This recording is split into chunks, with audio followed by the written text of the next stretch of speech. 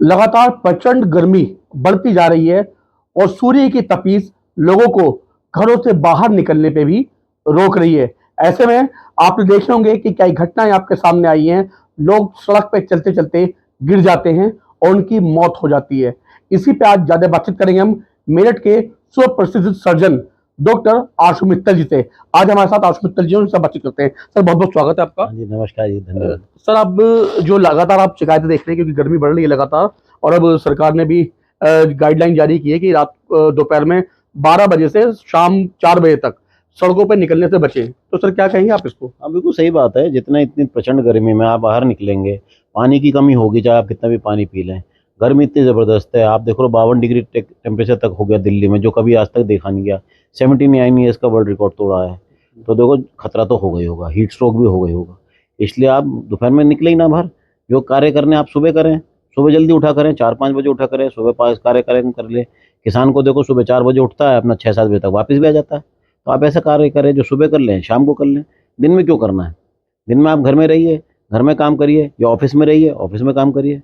आप दिन में आप सड़कों पे ना निकलें। देखिए, तो जो मजदूर हैं, रिक्शा चालक हो गए या जो बेलदार हो गए, उनको घर से बाहर निकलना पड़ता है 2 वक्त की रोटी के लिए। उनके लिए तो खतरा बहुत अधिक है ही। देखो, तो उनको तो धूप में काम करना पड़ेगा, पेड़ की छाँव भी नहीं मिलने की उनको, पानी भी नहीं मिलता उनको, तो उनके लिए तो बड़ा खतरा है। इसलिए उनको तो अपने साथ पानी भी रखना पड़ेगा।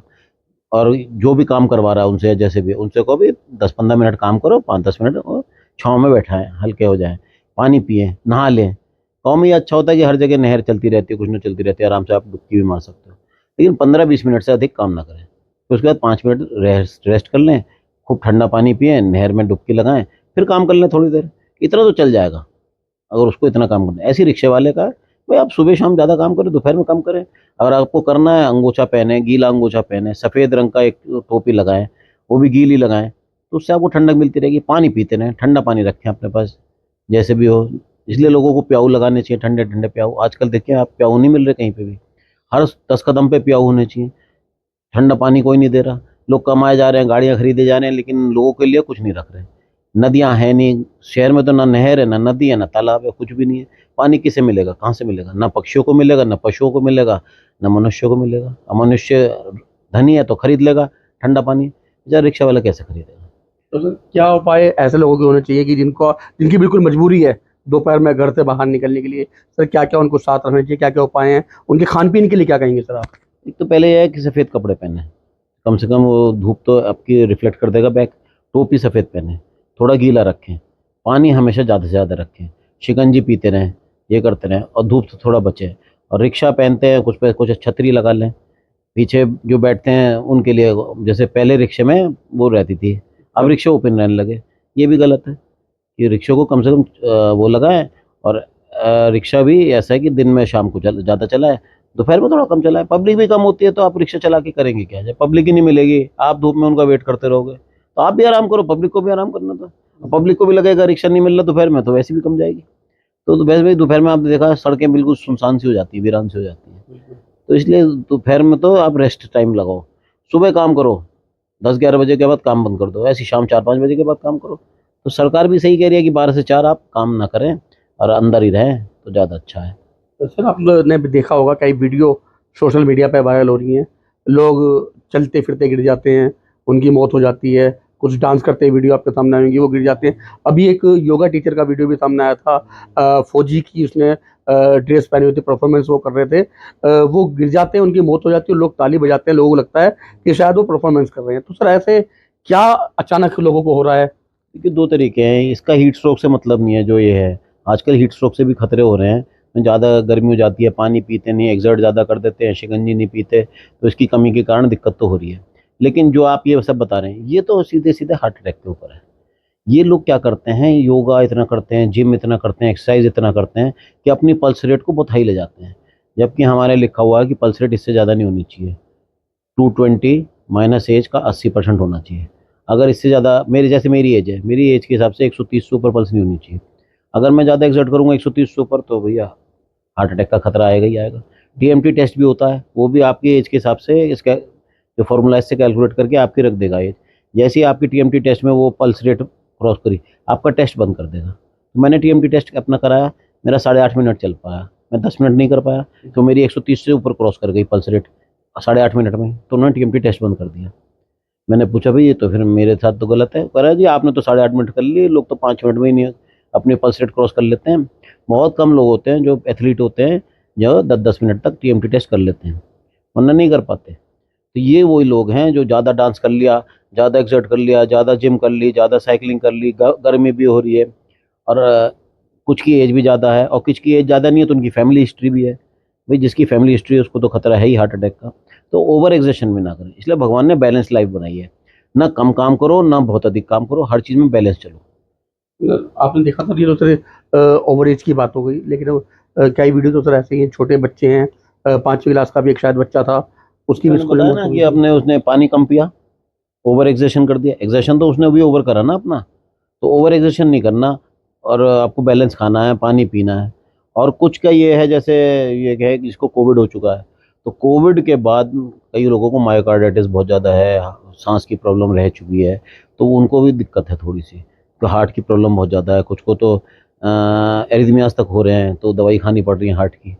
तो कोविड के बाद तो थोड़ी सी दिक्कतें बढ़ी हैं, इसमें तो कोई दो राय नहीं तो है। लोगों का ये मानना है कि कोविशील्ड, कोवैक्सीन जैसी नहीं जो नहीं नहीं, लगाए इंजेक्शन, उसका ये साइड इफेक्ट है, क्योंकि उससे लोगों का कहना है कि बीपी भी उससे हाई हो रहा है और हार्ट की प्रॉब्लम भी ये उससे तो हो रही गलत है। धारणा है इनकी। वैक्सीन ने नहीं किया ये दिक्कत, कोविड ने करा ये। वैक्सीन ने तो उल्टा बचाया है। तो जिनको वैक्सीन लग गई, कोविड जिनको नहीं हुआ, उनको तो ये ऐसी प्रॉब्लम बहुत कम है। जिन्होंने वैक्सीन नहीं लगाई, कोविड हो गया उनको, भाई अधिकतर तो ऐसे ही है। वैक्सीन लगी कितनों को थी? 5% को लगी थी जब तक कोविड आया 21 में। उसके बाद वैक्सीन लगी है, लेकिन कोविड तो उनको पहले हो गया ना। तो जिनको कोविड हो गया तो उनको तो हार्ट में प्रॉब्लम, लंग में प्रॉब्लम सब रही है। और जो हेल्दी थे, हेल्दी खाते थे, उनको तो कोविड भी नहीं हुआ, उनको, और हुआ भी तो सब क्लिनिकल हुआ कि आराम से पार पर गए नजर। लेकिन जिनको मोटा था, जो बीपी ज़्यादा था, जिनको डायबिटीज़ थी, इनको हार्ट का और सांस की प्रॉब्लम थी, उनको तो कोविड ज़बरदस्त हुआ है। और उनको, उनकी जो कोविड के जो बचे हुए रह गए, उनको दिक्कत कर रहा है, वायरल मायोकार्डाइटिस आज भी उनको दिक्कत कर रहा है, आज भी उनके लंग खराब हैं, आज भी उनको दिक्कत हो रही है। तो इसका उपचार तो यही है कि आप अच्छा खाएं, फल सलाद हरी सब्जियां खाएं, योगा करें, ओम प्राणायाम भ्रामरी करें। भ्रामरी से नाइट्रिक ऑक्साइड बनती है, वो सबसे अच्छा है, और अस्थमा में बचाती है, सांस की दिक्कतों में भी बचाती है।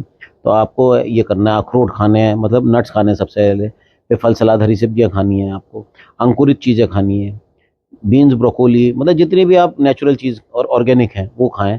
और ये तला हुआ तो बिल्कुल ही बंद कर दें। अब तो कार्डियोलॉजिस्ट ये कहते हैं कि गेहूँ भी ना खाएं, क्योंकि गेहूँ में अमाइलोपेक्टिन हो गया, ग्लूटेन हो गया, वो आपके डायबिटीज़ के लिए भी ख़राब है और आपके हार्ट अटैक के लिए भी अच्छा नहीं। तो गेहूँ तक नहीं खाते। तो मैंने, मुझे कोई हार्ट अटैक नहीं था, लेकिन फिर भी मेरा गेहूँ बंद करा दिया। सब मेरे कार्डियोलॉजिस्ट फ्रेंड जिन्होंने कहा था कि आप गेहूँ नहीं खा, मैं आज, मोदी जी भी यही कहते हैं कि ज्वार बाजरा रागी की रोटी खाओ। मैं आज भी ज्वार बाजरा रागी की रोटी खाता हूँ, चाहे आधी खाओ, रोटी खाता हूँ, एक रोटी खाता हूँ, इससे ज़्यादा खा ही नहीं सकते आप।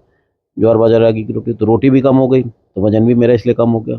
दूसरा, मेरे कार्डियोलॉजिस्ट फ्रेंड ये भी कहते हैं कि आपके शरीर में 10 किलो पानी अधिक है, क्योंकि आपने इतना नमक खा रखा है। तो मैंने नमक भी बंद कर दिया। मुझे बीपी था 7 साल पहले, तो मैंने नमक बंद कर दिया, नमकीन चीज़ बहुत खाता था, हल्दीराम वगैरह सब बंद कर दिया मैंने, सेंधे नमक के डले पे आ गया हूँ। फिर नींबू पानी, नारियल पानी, संतरा मौसमी अनानास खा रहा हूँ, अखरोट बादाम खा रहा हूँ। उसमें इतना पोटेशियम होता है कि आपका बीपी गिरा देता है, सोडियम बढ़ाता है, पोटेशियम गिराता है। तो भगवान ने चीज़ बनाई है पोटेशियम वाली जो बीपी गिराएंगी। हम खाते हैं सोडियम वाली नमक, हम खाएंगे हल्दीराम का नमकीन, हम सारी गलत चीज़ खाएंगे, तो इसलिए हमारे बीपी बढ़ते हैं। भगवान ने नहीं बनाया, हमने चीज़ें खा खा के अपना बीपी बढ़ा लिया। और हम खाएंगे फल सलाद हरी सब्जी तो बीपी अपने आप ही कम होगा। तो क्या सलाह देंगे आप उन लोगों को, किस तरह, कितना पानी लोगों को पीना चाहिए, किस मात्रा में पीना पानी ये है, हमारे यहाँ कहा जाता है कि 2 लीटर पेशाब रोज होना चाहिए, चाहे गर्मी हो चाहे सर्दी हो। अब आप इस हिसाब से देख लिया, आपको सर्दी में तो आप 2 लीटर भी ना पिए तो भी 2 लीटर पेशाब हो जाएगा, लेकिन गर्मियों में तो आप कई बार 10 लीटर भी पी लेंगे तो भी 2 लीटर पेशाब नहीं होगा। तो इतना आपको पानी पीना है कि 2 लीटर यूरिन तो होना ही होना चाहिए हर हालत में। चाहिए? क्या फ़ायदा होता है 2 लीटर यूरिन बाहर निकालने में? इससे 2 लीटर से ये फायदा होता है, एक तो आपकी बॉडी में तरल पदार्थ खूब होता है, आपकी किडनी फ्लशिंग रहती है, किडनी को खराब नहीं होती, आपका बॉडी टेम्परेचर भी पानी से मेंटेन होता है। गर्मी ज़्यादा हो रही है तो पसीने से सूख जाएगा, पसीने भी तो पानी चाहिए बॉडी में पानी नहीं होगा तो पसीने कहाँ से निकलेंगे?